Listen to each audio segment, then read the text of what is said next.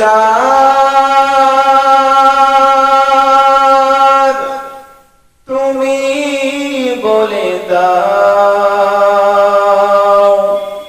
আমার নবীজি কোথায় ওগো চাঁদ তুমি বলে দাও আমার নবীজি কোথায় কোথায় গেলে পাবো নবীকে কোথায় গেলে পাবো নবীকে পাক নবীর নূরের দিদার গো চাঁদ তুমি বলে দাও আমার নবীজি কোথায় ভোরের আকাশে পাখিরা ডাকে ভোরের আকাশে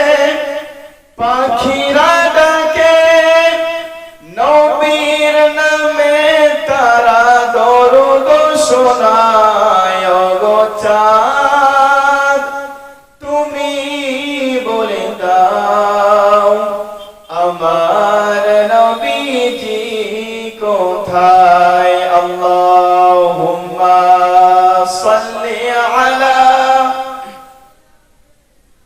মাওলানা মুহাম্মদ ওয়া আলা আলি সাইয়্যিদিনা মাওলানা মুহাম্মদ কোরআন শরীফের 29 পারার 38 থেকে নিয়ে 43 পর্যন্ত এই 5 থেকে 6টি আয়াতের ব্যাখ্যা ইনশাআল্লাহ আপনাদেরকে শোনাবো।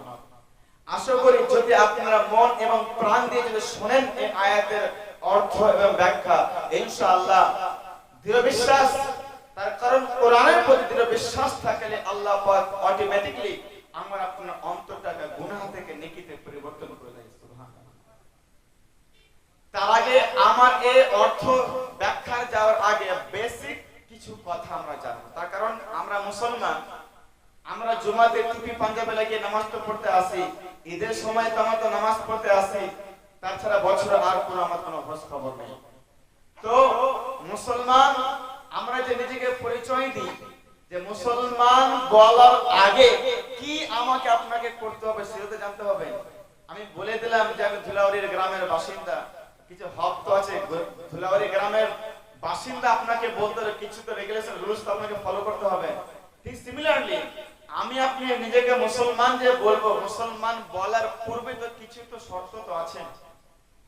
তো কয়েক মিনিটের মধ্যে মুসলমান বলার আগে আমার আপনার কি করণীয় সেগুলো আমি ইনশাআল্লাহ জানাবো আপনাদেরকে। তার আগে মুসলমান হওয়ার জন্য যে ইকরারুন বিল লিসান ওয়া তাসদীকুন বিল কলব ওয়াল আ'মালু বিল জিনান, এই যে তিনটি আরবিক টার্ম আমি আপনাদের কাছে পেশ করলাম। যে একজনকে মুসলমান হওয়ার জন্য প্রথম শর্ত হচ্ছে ইকরারুন বিল লিসান, যে আমাকে সর্বপ্রথম কি করতে হবে মুসলমান বলার আগে নিজেকে ইকরারুন বিল লিসান, মুখ দিয়ে আপনাকে বলতে হবে, স্বীকার করতে হবে আল্লাহ ইলাহা ইল্লাল্লাহ ওয়া আন্না মুহাম্মাদ রাসূলুল্লাহ। যে মুসলমান হওয়ার জন্য প্রথম শর্ত হচ্ছে আপনাকে মনে প্রাণে আল্লাহকে ঈমান আনতে হবে। আল্লাহ হচ্ছেন আমাদের প্রভু, আল্লাহ হচ্ছেন আমাদের সৃষ্টিকর্তা, আল্লাহ হচ্ছেন আমাদের কে বিপদ থেকে উদ্ধার করনে ওয়ালা আর কেউ না, এই বিশ্বাস কিন্তু আল্লাহর প্রতি রাখতে হবে। এবং প্রিয় নবী মুহাম্মদ মুস্তাফা সাল্লাল্লাহু আলাইহি ওয়াসাল্লাম তিনি হচ্ছেন আল্লাহ তাআলার মনোনীত এবং প্রেরিত শেষ এবং সর্বশেষ রাসূল এবং নবী। এটা আগে আপনাকে মুখে বিশ্বাস করতে হবে, তারপরে আপনি মুসলমান। শুধু এখানে এক নম্বর বললে হবে না। দুই নম্বর কি তাসদীকুন বিল কলব, আমি আপনি যে কলমাটা যে পড়ে নিলাম প্রথম শর্ত হলো। দ্বিতীয় শর্ত কি তাসদীকুন বিল কলব, আপনাকে আমাকে অন্তরের সঙ্গে বিশ্বাস করতে হবে। কি করতে হবে? বিশ্বাস করতে হবে। বিশ্বাস বলতে কি, তার আগে দেখুন আমরা যে মুসলমান আমাদের কাছে প্রত্যেকটা জিনিস হচ্ছে গায়েব। কি বললাম? গায়েব বলতে অদৃশ্য। যেমন আমরা আল্লাহকে বিশ্বাস করি, আল্লাহকে আমি আপনি কখনো দেখেছি? কোন স্ট্রাকচার আছে, কোন ছবি আছে? কিচ্ছু নেই।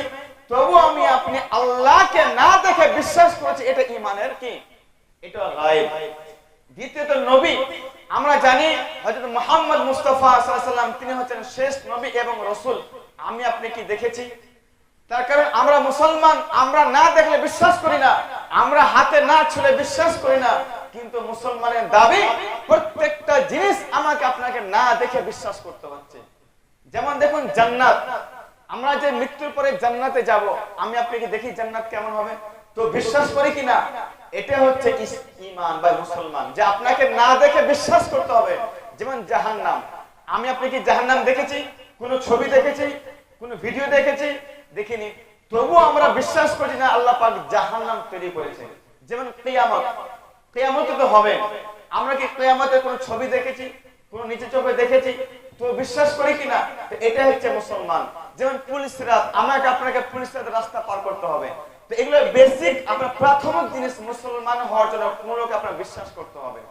আমি প্রাথমিক থেকে ইনশাআল্লাহ শুরু করছি, তার কারণে আমরা মুসলমান আগে এগুলোকে জানতাম। আমি যদি কানে হাতে ঘটনা শুরু করতে, আপনার ঘটনাই শোনা হবে, কিচ্ছু শোনা হবে না। ওই জন্য আগে আপনাকে প্রাথমিক নলেজ গুলো আগে আপনাকে জানতে হবে। যেমন আমরা জানি যে পুলিশ রাত পার করতে হবে, তা আমি আপনাকে পুলিশের রাস্তা শুনেছি, দেখেছি কি, তো বিশ্বাস করতে হচ্ছে যে পুলিশ রাত আছে। আমি আপনি জানি যে আল্লাহ পাক কিয়ামতের দিন প্রত্যেকটা বান্দার নামায়ে আমল মাপবে মিজানের পাল্লায়। মিজান যেটা তারাজু আছে, আমি আপনি কি দেখেছি? দেখি, তো বিশ্বাস করি কিনা? এটা হচ্ছে মুসলমান বা ঈমান। আমরা জানি নামায়ে আমল, আমরা যে নামায়ে আমল, নামে আমল কাকে বলে আপনি কি জানেন? আপনি কি দেখেছেন? তো বিশ্বাস করি কিনা যে বান্দা যা কিছু করবে, গুনাহ হোক বা নেকি হোক, আমরা আপনার নামে আমল লেখা হয়। নামে আমল কি দেখেছেন? কি নামে আমল? নামে আমল হচ্ছে একটা ডায়েরি, কি বললাম, একটা নোটবুক। একটা নোটবুক ডায়েরিতে যেমন আমি আপনার জীবন কাহিনী যেমন লিখি, আমাদের জীবনের মূল মূল পয়েন্ট গুলো বা হিসাব যেমন ডায়েরিতে বা নোটবুকে যেমন লিখে রাখে, ঠিক তদ্রূপ বান্দার জন্ম থেকে নিয়ে মৃত্যুর পূর্ব পর্যন্ত প্রত্যেকটা সেকেন্ডের কাজকর্ম কথাবার্তা আল্লাহ পাক আমার আপনার ফেরেশতাদের দ্বারা লিখে রাখে। এটা হচ্ছে নামে আমল। তো আমি আপনি দেখতে পাচ্ছি না কোথায় নামে আমল, কিন্তু বিশ্বাস তো করছি। যেমন দেখুন ফেরেশতারা আছে, আপনি আমি কি কখনো জিবরাইল আলাইহিস সালামকে, মালাকুল মউত বা আর অন্যান্য ফেরেশতাকে দেখেছি কি? বিশ্বাস করি কিনা? এটা হচ্ছে ঈমান, যে আমাকে আপনাকে অন্তরে মনে প্রাণে বিশ্বাস করতে হবে, তারপরে আপনি মুসলমান হলেন। আপনি বুঝতে, যেমন কবর আছে, আমরা জানি যে কবর, তা আপনি কখনো কি কবর দেখেছেন? শুধু এতটুকু জানি যে কবরে লাশ নামেছে, কবর ঢাকার পর কি আপনি কখনো দেখেছেন? তো বিশ্বাস করি কিনা যে কবরে শাস্তি দেওয়া হবে, আবার সুখ দেওয়া হবে, দুটোই দেওয়া হবে। কিন্তু আপনি কি কাউকে শাস্তি দিতে দেখেছেন কবরে? কাউকে আনন্দ দিতে দেখেছেন? দেখিনি। বিশ্বাস করতে হয় কিনা যে কবরে আল্লাহ পাক কাউকে শাস্তি দেবেন, আবার কাউকে আনন্দ দেবেন, তাই তো নাকি? আমাদের বিশ্বাস করতে হবে। বা আমার আপনার জান কবজ করা হবে, তো আমি আপনি কি আমার মালাকুল মউতকে কোনো মানুষের জান কবজ করে দেখেছি? বিশ্বাস করি কিনা যে আমাদের মৃত্যুবরণ করতে হবে? আমাদের কখনো মউতকে দেখিনি। এবার আসুন, এটা হচ্ছে তাসদীকুম বিল কলব, আমাকে আপনাকে মনে প্রাণে এগুলো না দেখে বিশ্বাস করতে হবে। তার কারণ মুসলমানের কাজই হচ্ছে না দেখে বিশ্বাস করা। এটা হচ্ছে ইসলামী ফিলোসফি। আর দুনিয়াবি ফিলোসফি কি? যে দুনিয়াবি স্কুল কলেজে পড়ানো হয় যে আনসিন ইজ নাথিং, যেটা আমরা চোখে দেখতে পাই না সেটাকে আমি বিশ্বাস করি না। কিন্তু ইসলামে আনসিন ইজ এভরিথিং, যেটা আমরা দেখতে পাই না ওটা হচ্ছে আমাদের ঈমান। আর দুনিয়া স্কুলে কি পড়ানো হয় দর্শনে, যে আনসিন ইজ নাথিং, যেটা আমরা চোখে দেখতে পারি না আমি বিশ্বাস করি না। আপনি যদি স্কুল কলেজের দর্শন আপনি যদি বিশ্বাস করেন, তাহলে আপনাকে কিন্তু বেঈমান হতে হবে। তার কারণ মুসলমানের প্রত্যেকটা ব্যাপার, প্রত্যেকটা জিনিসই কিন্তু হচ্ছে না দেখে, আনসিন, যেটা আমরা দেখি না কিন্তু বিশ্বাস করতে হচ্ছে। 2 নম্বর হলো, আরো ব্যাখ্যা আছে, সেটা অন্যদিন ব্যাখ্যা করার শর্ত সময়, তাই আমাকে একটু নিজের জায়গায় যেতে হবে। নিজেকে যে মুসলমান বলে, সব থেকে মেন যেটা হচ্ছে আল আমালু বিল জিনান, যেটা আমাকে আপনাকে প্র্যাকটিক্যালি আমল কাজ করতে হবে। আপনি আমাকে মসজিদের ইমাম হিসাবে রেখেছেন, আমি শুধু মানলাম যে আমি ধুলাউড়ির ইমাম সাহেব, আমি বিশ্বাসও করলাম যে আপনারা রেখেছেন, আমি নামাজ কালাম পড়া শুধু ঘুমিয়ে থাকলাম বা শুধু বাড়ি চলে গেলাম, আপনাকে আমাকে ইমাম সাহেবের হিসেবে রাখবেন কি? আমাকে আপনার ইমাম সাহেব বলে গ্রহণ করবেন? ঠিক তদ্রূপ আল্লাহ পাক যে আমাকে আপনাকে দুনিয়াতে পাঠিয়েছেন, এর তো কোনো উদ্দেশ্য আছে। যে আমরা দুনিয়াতে এসে বললাম আমরা আল্লাহর বান্দা, বিশ্বাস করলাম আল্লাহ আমাদের রব, আমরা দাবি করলাম নবীর উম্মত, আমরা বিশ্বাস করলাম নবী আমাদের নবী, ব্যাস হয়ে গেল? কাজ তো আপনাকে করতে হবে। আপনি কাজ করবেন না কিভাবে আল্লাহ বলবে ওটা আপনি আল্লাহর বান্দা? আপনি কাজ করবেন না কিভাবে নবী বলবে আপনি নবীর উম্মত? আল্লাহ রাসূল সাল্লাল্লাহু আলাইহি ওয়াসাল্লাম তিনি মুসলমানদের তিনটি শর্ত বলেছেন। তার মধ্যে এক নম্বর শর্ত হচ্ছে আপনাকে মুখে উচ্চারণ করতে হবে যে আপনি মুসলমান, এবং দুই নম্বর হচ্ছে আপনাকে অন্তরে বিশ্বাস করতে হবে, এবং তিন নম্বর হচ্ছে আপনাকে প্র্যাকটিক্যালি আমল করে দেখাতে হবে। আমলটা হচ্ছে আর ইসলাম মুসলমানের দাবি হচ্ছে আপনাকে আমল করতে হবে, আপনাকে কাজ করতে হবে। আপনি কাজ করবেন, আপনি বোম্বাইয়ে কাজ করতে গেলেন, মুন্সি আপনার হাজিরা তুলবে না। ঠিক তদ্রূপ আপনি নামাজ পড়বেন না, আপনি নেকির কাজ করবেন না, আপনি হালাল ইনকাম করবেন না, আপনি মানুষের সঙ্গে মিল মোহাব্বত আপনি রাখবেন না, আপনি যাকাত দিবেন না, আল্লাহ তাআলার কথা মোতাবেক আপনি চলবেন না, নবীর সুন্নাতকে আপনি ফলো করবেন না, আপনি বলছেন আল্লাহ আপনাকে জান্নাত দেবেন, আল্লাহ আপনাকে নেকি দেবে, আল্লাহ আপনাকে কবরের শান্তিতে, এটা কোন যুক্তিতে আপনি বলেন?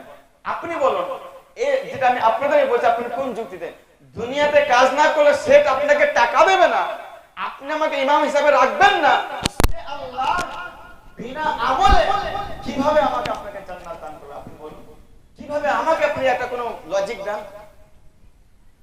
হ্যাঁ, মানছি আল্লাহ পাক রহমান রহিম, তিনি ক্ষমা করে খুব ভালো।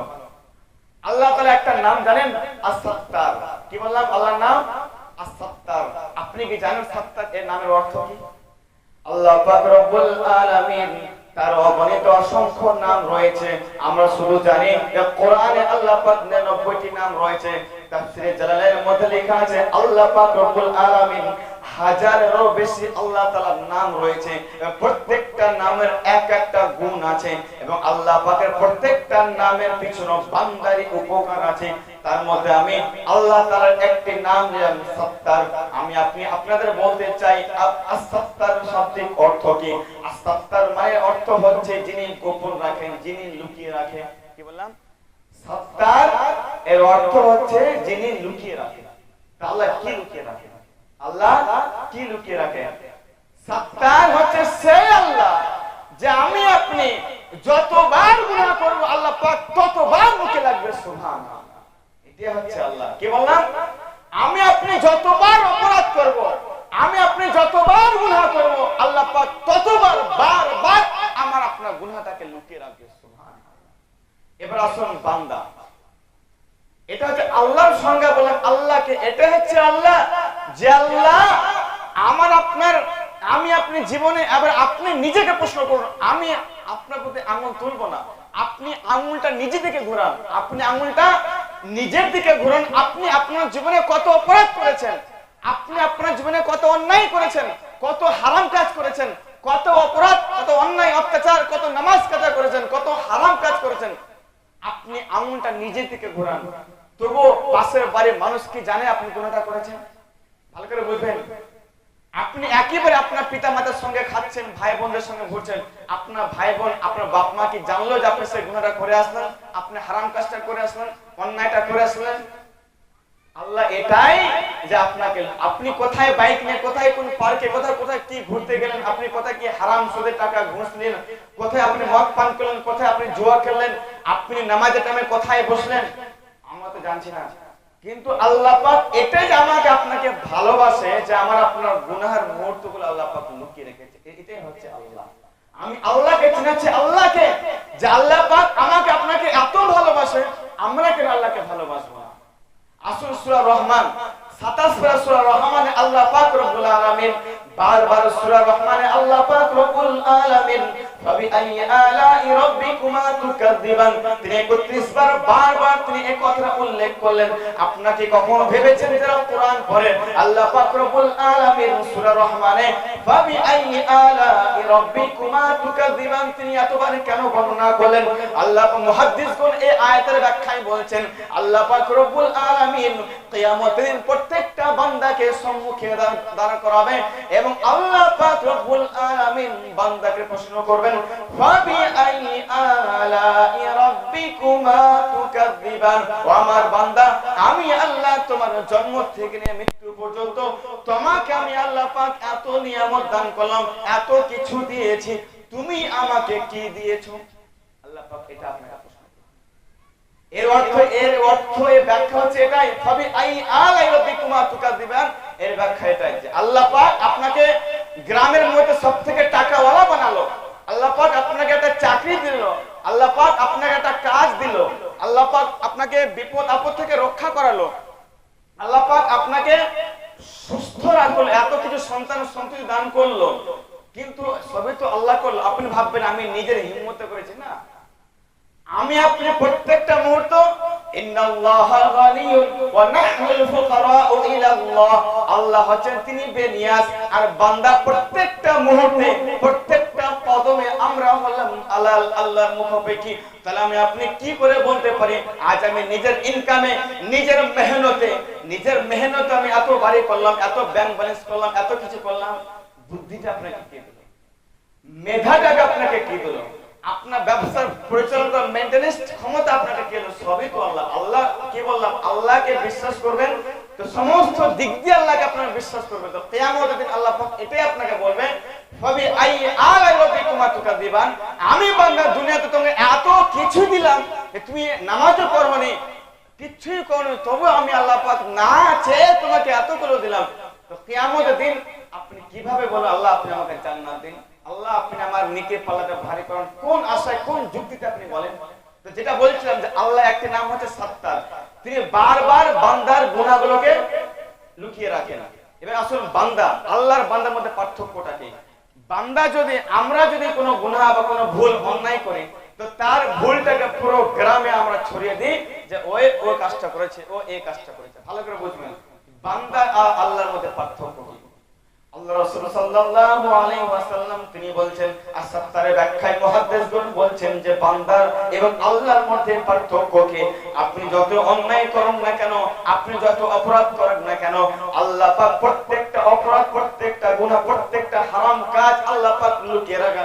শুধু লুকিয়ে রাখা তাই নয়, আপনি যে মাঝখানে বসে আছেন, আল্লাহ পাক এটা আপনাকে সম্মান দিয়েছে। ফর এক্সাম্পল, আল্লাহ পাক যদি তিনি এমনটা করতেন, আপনি কোন গুনাহটা করলেন কপালে টিভির মতো আপনি দেখতে পেলেন যে আপনি বাগান থেকে আসলেন, আপনি জুয়া খেলে আসলেন, আপনি বাগান থেকে আপনি মদ খেয়ে আসলেন, আপনি সুদের টাকা গুনতে গুনতে আসলেন, আপনি নামাজ পড়লেন না, যদি কপালে আল্লাহ পাক যদি সিসি ক্যামেরার মধ্যে দেখতো, তো আপনার পাশের মানুষকে আপনাকে বসতে দিত, হুট করে ভাই মানে গুনাহগার মানুষ, পাপী মানুষ।